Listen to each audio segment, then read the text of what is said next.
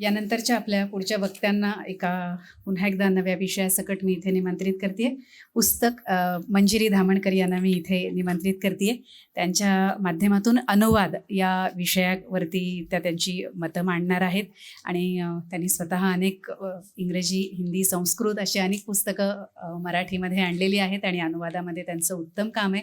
आपल्याला त्या निवेदिका, सूत्रसंचालिका म्हणून माहिती असल्या तरी अनुवादातलंही त्यांचं काम आहे आणि हा विषय घेऊन ते आता आपल्याशी संवाद साधणार आहेत. मला एकूण 4 विषय मांडायचे, पण मी ते 4 मिनिटातच मांडणार आहे. पहिला विषय आहे अनुवाद. आता वंदनाने सुद्धा भाषांतराचं महत्त्व अधोरेखित केलंच. साहित्य क्षेत्रात अनुवाद हा अत्यंत महत्त्वाचा भाग आहे, पण खेदाने असं म्हणावं लागतं की जरा उपेक्षित आहे. अनुवादक उपेक्षित आहेत आणि ती उपेक्षा दूर करण्यासाठी काही मुद्दे मांडावेसे वाटतात. मुद्दे बरेच आहेत, पण ठळक 2-3च मांडते इथे. की साहित्य संमेलनं, लिटफेस्ट किंवा जे काही साहित्यिक उपक्रम होतात त्यामध्ये अनुवाद ह्या विषयावर परिसंवाद आणि चर्चा ह्या व्हायला हव्यात.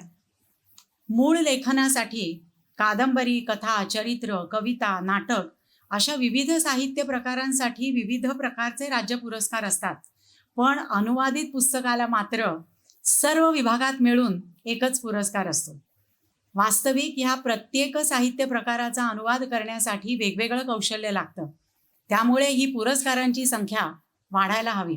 आपलं हे बोलणं सरकार दरबारी रुजू होणार आहे अशा आशेने, म्हणजे होणारच आहे, म्हणून मी हे मुद्दे मांडते.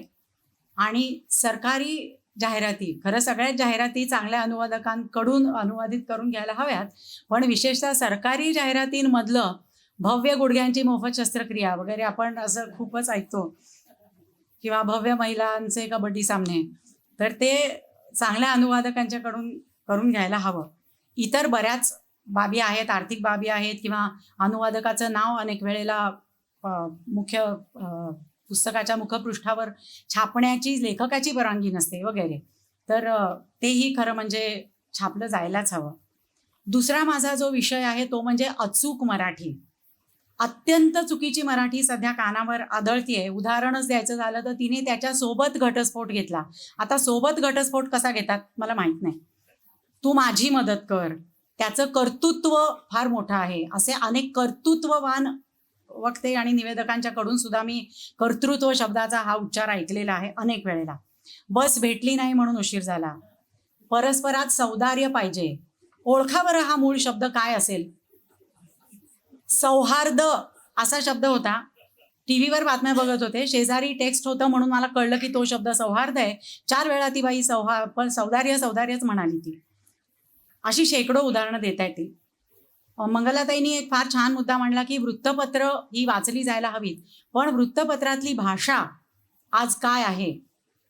म्हणजे न्यायाधीशाने खून केलेल्या आरोपीला जन्मठेपेची सजा सुनावली,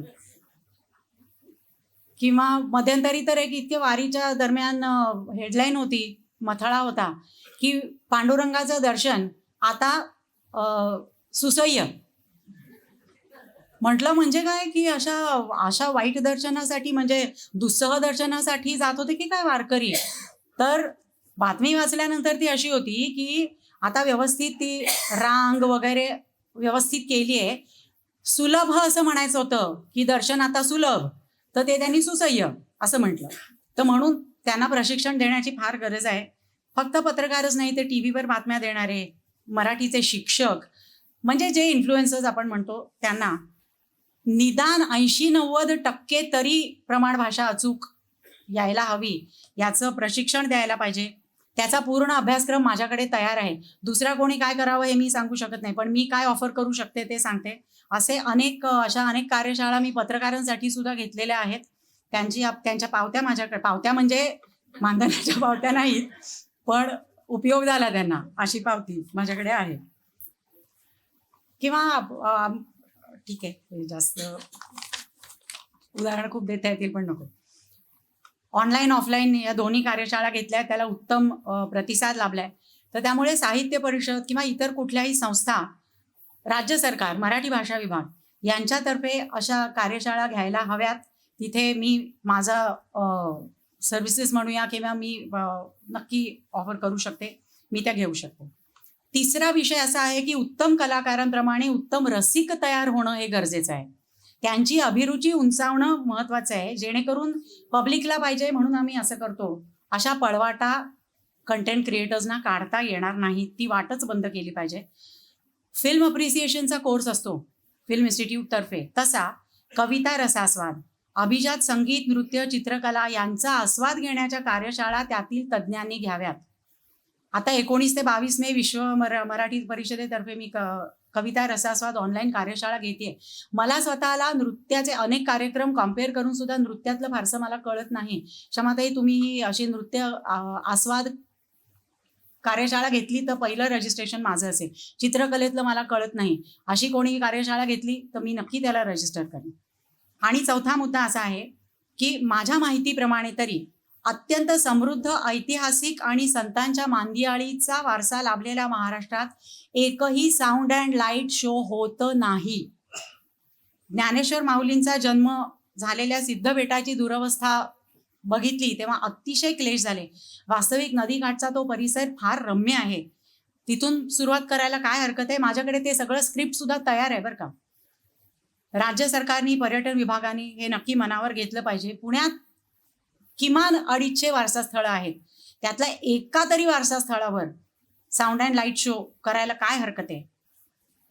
विस्मृतीत गेलेले गड किल्ले, संतांच्या भूमी, शेकडो वारसास्थळं, अशा अगणित जागांचा इतिहास साऊंड अँड लाईट शोमुळे जागृत करता येईल. करता येण्यासारखं खूप आहे. योजकच तत्र दुर्लभः. धन्यवाद.